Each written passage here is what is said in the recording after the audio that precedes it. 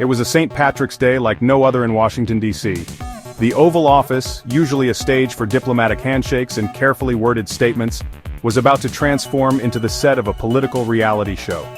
President Donald J. Trump, never one to shy away from a confrontation, was hosting Irish Prime Minister Michael Martin. The date was March 12, 2025, and the tension was thicker than a bowl of Irish stew. Prime Minister Martin, known for his calm demeanor and diplomatic skills, was walking into the lion's den. Trump, on the other hand, was in his element. He relished these opportunities to shake things up, to challenge the status quo, and to remind everyone who was in charge. The world watched with bated breath, wondering if the luck of the Irish would hold up against the unpredictable force that was Donald Trump. The meeting was significant for several reasons. It was Trump's first public interaction with a foreign leader since his highly publicized and controversial meeting with Ukrainian President Volodymyr Zelensky. The stakes were high, and the world was watching to see if Trump had learned any lessons from his past diplomatic encounters. Would this be a meeting of minds or a clash of titans? Only time would tell. The conversation quickly turned to trade, a topic that always seemed to get under Trump's skin. The president, known for his America First policies, wasted no time in accusing Ireland of unfair trade practices. His main grievance?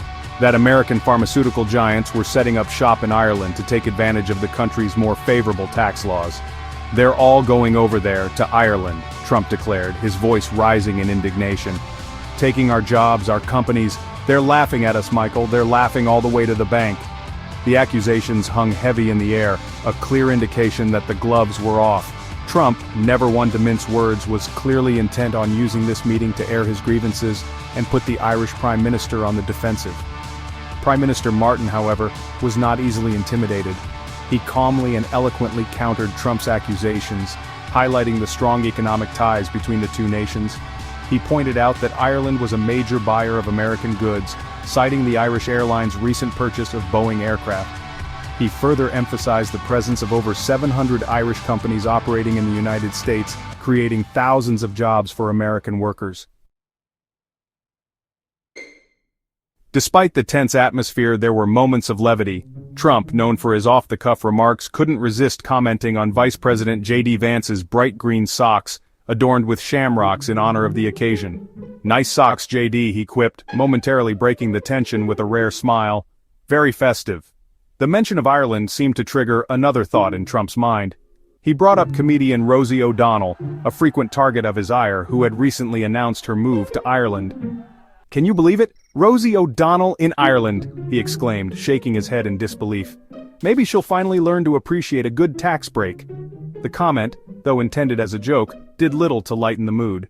The meeting, while sprinkled with these lighter moments, was a stark reminder of Trump's often combative approach to foreign policy. His America First rhetoric, while resonating with a segment of his base, had alienated many world leaders and strained relationships with longtime allies. The meeting with Prime Minister Martin was a microcosm of this dynamic, a clash between Trump's brand of transactional diplomacy and the more nuanced approach favored by many world leaders. As the meeting drew to a close, Prime Minister Martin presented Trump with a traditional gift, a bowl of shamrocks. The gesture, steeped in Irish tradition, was meant to symbolize luck and prosperity. Trump in turn expressed his admiration for a different kind of Irishman, MMA fighter, Conor McGregor. "That McGregor, now there's a tough guy," Trump declared, admiring a photo of the fighter on his phone. "Those tattoos, there's something else." The meeting concluded with a sense of cautious optimism. While the two leaders had certainly aired their differences, there was also a recognition of the strong historical and cultural ties that bound their nations together. And that's just the facts, man.